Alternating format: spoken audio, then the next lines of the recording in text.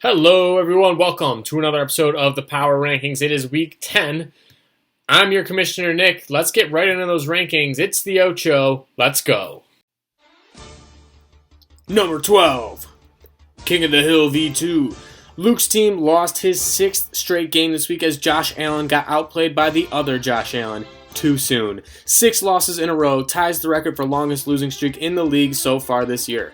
Playoff chances are down to just 1% now, so I think it's time to start looking toward next year. Number 11. I don't even care anymore. Brad's team drops to 3-6 after an embarrassing loss to Jerry's team. Disappointing game for most starters this week, but I blame number 1 overall pick Ezekiel Smelliot for not setting the tone with this team. And it appears after all this losing, Brad will be taking a mental health break from fantasy football. Athletes around the world have been sending their love and support as he navigates through this difficult time. Number 10. Beans Pride Parade. Beans' team lost a barn burner against Frank this week as the offense completely soiled Christian McCaffrey's return. Chase Naypool only had 7 points, Danny Dimes only had 8, and DeAndre Hopkins didn't even play, resulting in the team scoring a disgraceful league-low 76 points. Hopefully, Tom Brady and George Kittle can steer this team forward next week. Number 9. Quantum Cheeseburger. Jerry's team comes in at number 9, which is probably far too low in his opinion. He picked up a big win over Brad this week, as I predicted. Nick Chubb went off, scoring nearly 30 points and 2 touchdowns. Jerry's now 5-4 on the year and has already matched his career high for wins in a season, with still 5 weeks to play. Number 8. Team Never Lucky. The reigning, defending, undisputed 2-time back-to-back champion of Bad Company, Dan, won a 3rd straight game this week, and ladies and gentlemen, this team is relevant again. Devonta Smith and Darnell Mooney, who led the way for this team, combining for nearly 45 points. Let's see how he does this week, though. Number 7.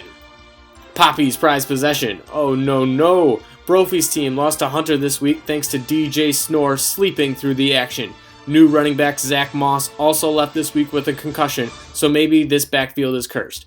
Still 5-4 on the year, but ESPN only sees them as a fringe playoff team right now. This team isn't in very good shape. Number 6. When Legends Rise. Frank's team survived a Monday night scare and somehow managed to pull off a win despite only scoring 76 points. Salvin Ahmed, the dead terrorist, was silenced, and Jarvis Shamdry and Amari Cooper killed this offense. That's now 2 consecutive weeks without scoring 80 points. Yet somehow, someway, this team is still tied for the best record in the league. Number 5. MidSeason Harambe. Oliver's team lost their 3rd straight game this week, falling to a pedestrian 5-4 record. And is it time to panic? Over the last 3 weeks, he's 10th in points per game, averaging only 94 points per game. Meanwhile, you've been preaching to Jerry that you have to score 100 points to win in this league. I'd say you gotta start listening to your own advice. Number 4. Borat High Five. Wee-wah. Hunter's team picked up the big win this week after once again putting up the most points in the league, and his defense actually held Poppy in check at the same time.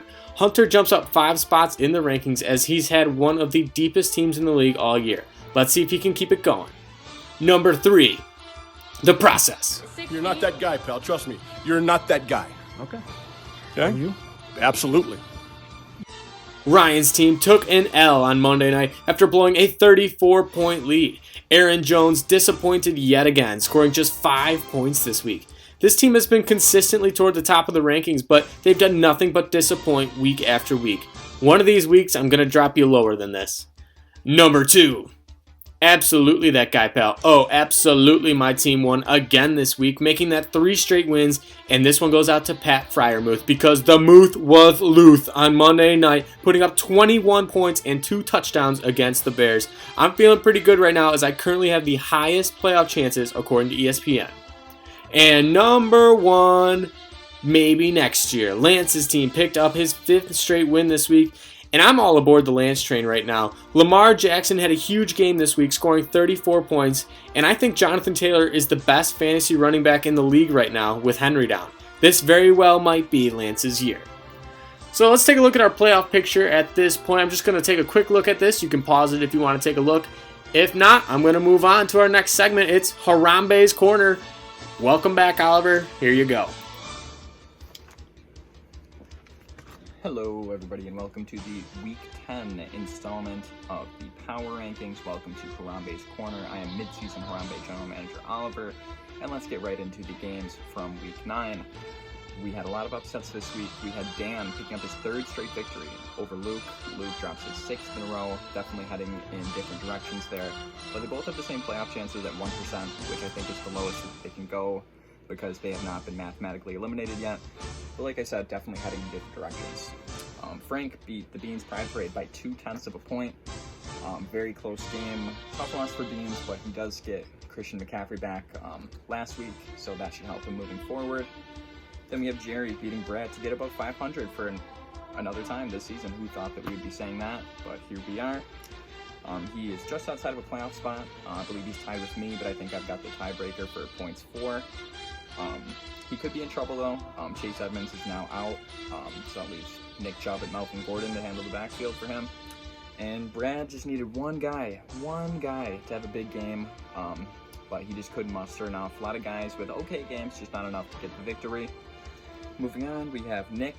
He narrowly beat Ryan by, I think it was less than 5 points. And then Deontay Johnson in the Monday night game won him the game over the Bears.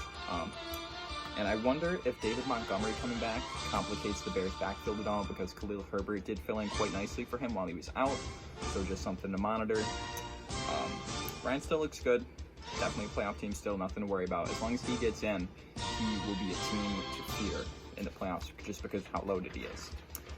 And moving on, we have Borat taking down Brophy. Brophy really feeling the effects of the Derrick Henry injury this week. Looks like it's just going to be Joe Mixon in that backfield now. And Hunter put up the most points again this week. It's going to happen when you've got running backs like Harris, Cook, Eckler. Always going to put up a lot of points. Another scary team that you do not want to play against. And lastly, we have Lance taking down yours truly, MidSeason Harambe. This one hurt again, though I can't be too mad. Lance put up the second most points in the league. And there were teams that didn't finish as well as I did, so really not too much to be sad about. And everyone did pick up points for my team, just nobody really to carry the load.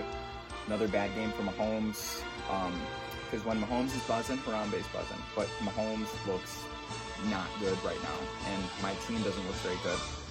Although it looks like there could be some reinforcements on the way. Chris Carson and James Robinson both looking to return in Week 10 from their respective injuries. And then James Conner is going to be getting a lot more work now that Chase Edmonds is out.